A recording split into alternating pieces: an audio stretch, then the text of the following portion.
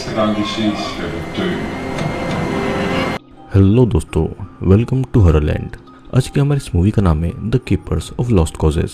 बचपन में वो जख्म क्या इतने ज़्यादा गहरे हो सकते हैं कि वो सालों के बाद भी भूले नहीं जाएं?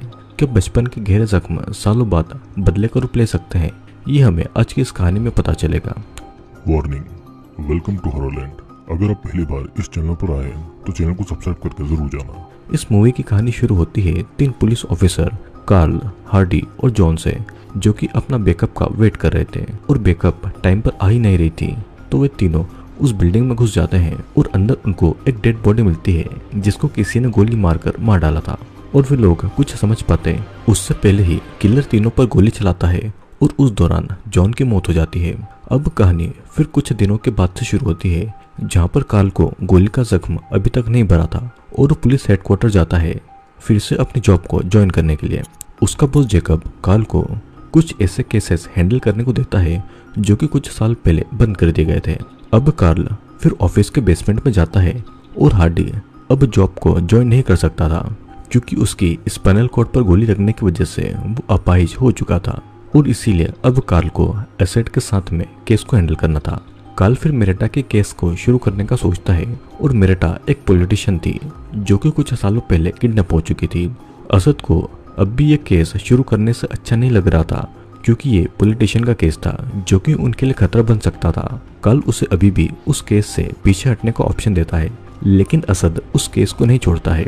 दोनों फिर केस के विटनेसेस से बातें करने जाते हैं, जहाँ पर एक विटनेस लिज़बेथ उनको बताती है कि किडनैप होने के दिन उसने मेरेटा को उसके भाई के साथ में देखा था और मेरेटा का भाई उफे एबनॉर्मल था। मेरेटा हर टाइम उसका ख्याल रखा करती थी और उस दिन मेरेटा उफे के साथ में फेरी में बैठी हुई थी। फिर दोनों एक स्टोर में गए थे, लेकिन वहां पर कुछ विटनेस ये कहते हैं कि मेरेटा और उफे को साथ में स्टोर से जाते हुए देखा था। तो कोई कह रहा था कि मेरेटा को मेंस बाथरूम में देखा गया था, पर उस विटनेस की बातों को भी नहीं माना जा सकता था क्योंकि वो उस समय नशे में था। लेकिन कोई भी आदमी इतने नशे में होते हुए भी इतनी खूबसूरत लड़की को नहीं भूल सकता था। उफे ने उस रात खुद ही देखा था कि मेरेटा को कोई काले कपड़े पहने आदमी किडनैप कर रहा है। फिर मेरेटा को 5 साल तक किडनैप करके रखा गया था और उसे एक प्रेशर रूम में रखा गया था। वो बाहर से मदद मांगने के लिए अपनी आवाज भी नहीं पहुंचा सकती थी और खाने और टॉयलेट के लिए उसे 2 बर्तन दिए गए थे। एक आदमी स्पीकर पर उससे बातें किया करता था जो कि एक दिन रूम का नॉइस प्रेशर को बढ़ा देता है, जिससे कि मेरेटा 1 साल तक कुछ भी नहीं सुन पाती है। अब इस तरफ कार्ल एक नर्सरी में जाता है जहाँ पर उफे को देखभाल के लिए रखा गया था। बचपन में हुए एक एक्सीडेंट के कारण उफे दिमागी रूप से बहुत कमजोर था और उसी एक्सीडेंट में उफे के दोनों पेरेंट्स की मौत हो चुकी थी। असद उफे के साथ में टाइम बिताने लगता है ताकि केस के बारे में उसे और कुछ पता चल सके। अब कार्ल अकेले ही मेरेटा के दोस्तों से बातें करने जाता है और मेरेटा के दोस्त कार्ल को उसके सारे लवर्स के बारे में बताती है और बस एक ही लवर था जिसे उसने नहीं देखा था। अब कार्ल फिर मेरेटा के साथ में उस पॉलिटिकल पार्टी में रहे सारे आदमी की फोटोज देखने लगता है और इस तरफ कोई किडनैपर मेरेटा को प्रेशर रूम में हर तरफ से टॉर्चर कर रहा था। कार्ल का बॉस जेकब इधर कार्ल को मेरेटा का केस बंद करने को कहता है और कार्ल बॉस के सामने तो केस बंद करता है, लेकिन सबसे छुपाकर वो इस केस को असद के साथ में चालू रखता है और असद को कार्ल के केस के बंद होने के बारे में कुछ नहीं पता था।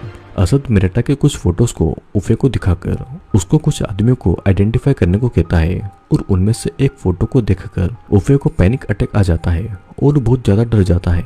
फोटो में उस आदमी का नाम डेनियल था और असद और कार्ल दोनों सूडान जाते हैं डेनियल के बारे में पता लगाने के लिए, पर वहां पर जाकर उनको पता लगता है कि फोटो वाला आदमी तो डेनियल है ही नहीं, वो तो कोई और है जो कि डेनियल का नाम लेकर बैठा हुआ है और शायद उसी ने असल डेनियल को 6 महीने पहले मार दिया है।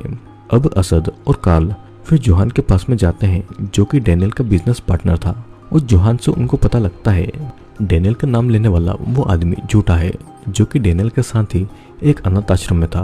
असद और कार्ल को वहां के पुलिस रोक लेती है क्योंकि उन लोगों ने बिना पूछे बॉर्डर को क्रॉस किया था और इधर एक दिन मेरेटा अपने किडनैपर को देख लेती है। मेरेटा को याद आता है कि किडनैपर वही है जिसके साथ में उसने एक पार्टी की रात को 1 नाइट स्टैंड किया था और वो आदमी मेरेटा से कहता है कि अगली बार जब वो उससे देखेगी तो वो मर चुकी होगी। अब असद और कार्ल को वापस अपने देश बुला लिया गया था और बिना परमिशन किसी और देश जाकर उन लोगों ने पुलिस डिपार्टमेंट को बहुत बड़ी मुसीबत में डाल दिया था, तो इसीलिए जैकब उन दोनों को सस्पेंड कर देता है। फिर रात को असद और कार्ल मेरेटा के बचपन के बारे में बातें करते हैं। पेरेंट्स की मौत के बाद में मेरेटा अनाथ आश्रम में रहा करती थी और फिर दोनों लार्स के बारे में पता लगाते हैं। लार्स बहुत ही गुस्से वाला और मारपीट करने वाला आदमी था और बचपन में लार्स के साथ में एक एक्सीडेंट हुआ था जिसमें लार्स के फादर मारे गए थे और लार्स की मॉम एक्सीडेंट के बाद से चल नहीं पाती थी। अब उस टाइम की न्यूज़पेपर से कार्ल को पता लगता है कि उसी सेम एक्सीडेंट में मेरेटा की फैमिली का भी एक्सीडेंट हुआ था और एक्सीडेंट के दिन दोनों फैमिलीज एक ही रास्ते से अपनी कार में आगे बढ़ रहे थे। मेरेटा अपने फादर के साथ उनकी आंखों को पकड़कर मजाक कर रही थी, जिस वजह से मेरेटा के फादर कार से कंट्रोल खोकर लार्स की फैमिली कार और एक ट्रक से जा टकराते हैं जिसमें मेरेटा के पेरेंट्स मारे जाते हैं, पर मेरेटा और उफे जिंदा बच गए थे। उफे तभी से एबनॉर्मल था और एक्सीडेंट में लार्स के पिता और उसकी बहन मारी गई थी और उसकी माँ अपाहिज हो गई थी और तभी से लार्स मेरेटा से अपनी फैमिली का बदला लेने के लिए तड़प रहा था। उसने मेरेटा से भी अपनी दोस्ती बढ़ाई ताकि उस पर नजर रख सके और लार्स ने डेनियल को भी नदी में डुबाकर मार डाला था ताकि वो उसका नाम यूज कर सके। अब असद और कार्ल लार्स के घर पर भी जाते हैं, पर लार्स की माँ ने तो 6 महीनों से लार्स को कहीं पर देखा ही नहीं था। लेकिन कार्ल को लार्स की माँ की बातों पर विश्वास नहीं होता है। वो लार्स को घर पर ही ढूंढने लगते हैं और लार्स उनको देखकर फौरन मेरेटा को रखी हुई जगह पर जाता है और मेरेटा को उसके बचपन की गलती याद दिलाता है कि किस तरह से मेरेटा के बचपन ने उसकी सारी फैमिली तबाह कर दी और अब वो प्रेशर रूम में प्रेशर को और ज्यादा बढ़ाकर मेरेटा को जान से मारने वाला था। वो प्रेशर का बटन ऑन करके वहां से जाने लगता है और मेरेटा वहां पर तड़पने लगती है। बाहर कार्ल और असद को प्रेशर रूम की आवाज सुनाई तो आ रही थी, पर उनको कुछ समझ नहीं आता है और तभी उनको लार्स भी दिखता है। वो उसकी पूछताछ के लिए कार से पुलिस स्टेशन जाने के लिए निकलते हैं और तभी कार्ल को जनरेटर के लिए बहुत सारे डीजल की कैन दिखाई देती है। अब एक घर के अंदर इतना ज्यादा डीजल की जरूरत नहीं थी। फिर उसी समय लार्स कार्ल और असद पर अटैक कर देता है और वो कार से उतरकर घर को चेक करने के लिए जाता है। तभी उसे प्रेशर रूम में जाने के लिए एक लेडर दिखाई देती है और कार्ल उसी लेडर से अंदर जाकर उसी प्रेशर रूम में मेरेटा को तड़पते हुए दिखता है। वो उस रूम का प्रेशर बटन ऑफ कर देता है कि तभी लार्स उस पर अटैक करता है, लेकिन असद सही टाइम पर आकर लार्स पर अटैक करके कार्ल को लार्स से बचा लेता है और सही समय पर हॉस्पिटल लाए जाने से मेरेटा की जान भी बच जाती है। कार्ल और असद को अपनी जॉब वापस मिल जाती है और असद और कार्ल अब से सभी केस मिलकर सॉल्व करने वाले थे और ये मूवी यहीं पर एंड होती है। दोस्तों, सालों पहले दोनों फैमिलीज के साथ में जो भी एक्सीडेंट हुआ था वो किसी न किसी तरह होना ही था, पर लार्स ने इस पर मेरेटा की गलती समझी।